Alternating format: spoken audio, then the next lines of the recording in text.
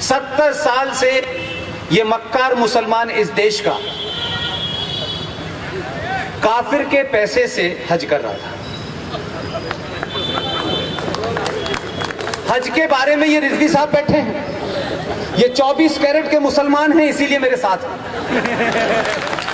इनसे पूछिएगा, हज के बारे में फरमाया गया है कि जब आपने अपने घर की तमाम जिम्मेदारियां पूरी कर ली हो, सारे फर्ज अंजाम दे दिए हो, अगर घर में कोई जवान बेटी है उसकी निकाह शादी कर दी हो, आपने घर की सारी चीजों को पूरा कर दिया हो, तब आप अपने पैसे से, ईमान की कमाई से, किसी के दिए हुए पैसे से हज करने जाएंगे। जो इस्लाम में 5 पॉइंट हैं उसमें एक हज है, तभी अल्लाह तुम्हारे हज को मानेगा।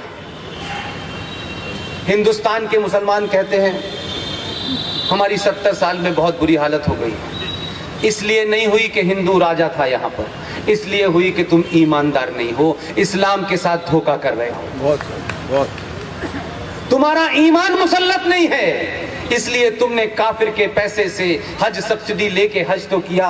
अल्लाह ने कहा मैंने तो ये नहीं कहा था कि तुम अपने पैसे के अलावा काफिर के पैसे के लेके आओगे तो तुम्हें हज का फायदा नहीं मिलेगा। तुम कितना भी माथे पे काले रंग का रगड़ रगड़ के सजदे पे चले जाओ, अल्लाह तुमसे नाखुश है, या अल्लाह तुम्हारी बात नहीं मानेगा। और जब मान रहा था तो तुमने दुनिया के अंदर बहुत कुछ किया था, और हमारा तो अल्लाह के ऊपर यकीन है रिजवी साहब। अल्लाह ने हमें 1000 साल तक गुलाम रखा, हमने कभी अल्लाह की जात पर सवाल नहीं उठाया कि अल्लाह ने हमारे साथ ऐसा क्यों किया। हम ये मानते रहे कि हमारे अंदर, सनातन के मानने वालों में जरूर कोई ऐसी कमी आई होगी, जरूर किसी हम रास्ते से भटके होंगे, कि ताकि प्रकृति ने हमें सजा देने के लिए कि जो चीजें उसने बताई थी, जिन चीजों का हमको अनुकरण करना चाहिए था, जिन चीजों को हमको प्रिजर्व करना चाहिए था, हमने तमाम खत्म कर दी, सब खराब कर दी। दुनिया में ज्ञान बांटने वाले लोग आज गंगा के सफाई अभियान में लगे हुए हैं। हमने तब भी यकीन उसके ऊपर हमारा कमजोर नहीं हुआ, हमने माना कि 1000 साल तक हम गुलाम रहे। आजादी के बाद बोनों ने भी हमारे ऊपर राज किया, तब भी हमने कोई हथियार नहीं उठाया। माना कि हमारे चरित्र में, हमारे किरदार में कोई कमी आ गई होगी जिसकी हमें सजा मिली है। तुमने तो 2014 के बाद अल्लाह पे यकीन करना बंद कर दिया।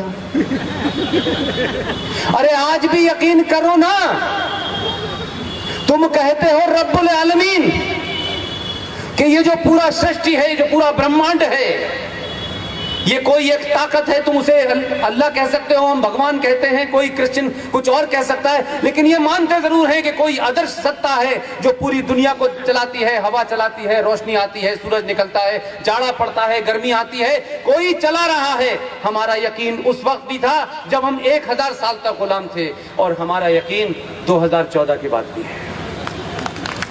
प्रॉब्लम तुम्हारी है, तुम मस्जिदों में दुआ मांगते हो या अल्लाह मोदी को उठा ले, वो नहीं, उसी ने भेजा है, वो क्यों उठाएगा, उसी की मर्जी से आया है। जब ये हवा अल्लाह की वजह से चल रही है, जब वो गोल टोपी वाला उसी ने पैदा किया है, जब रामपुर में एक पागल पैदा किया है, तो भाई ये 2-4 अक्लमंद भी होने चाहिए थे। तो अल्लाह की मर्जी से आया है। अगर नहीं सुने, शुरू में कहा सुन लो, नहीं माने तो उसने कहा उत्तर प्रदेश में बड़ा संकट है, यहां योगी को भेजो, दोबारा यहां भेज दिया।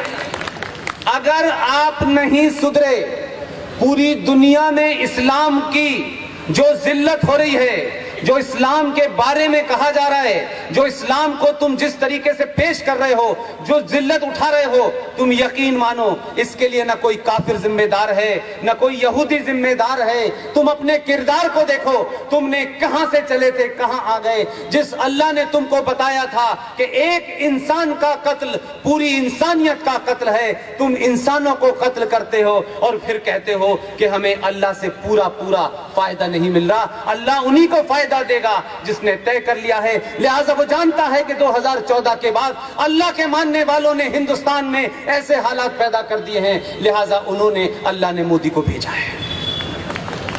यकीन मानिएगा, अगर वो एक है तो सदा सबके लिए बराबर है।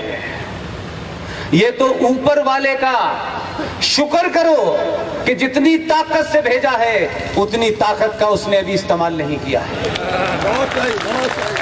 अभी उतनी ताकत का इस्तेमाल नहीं किया है।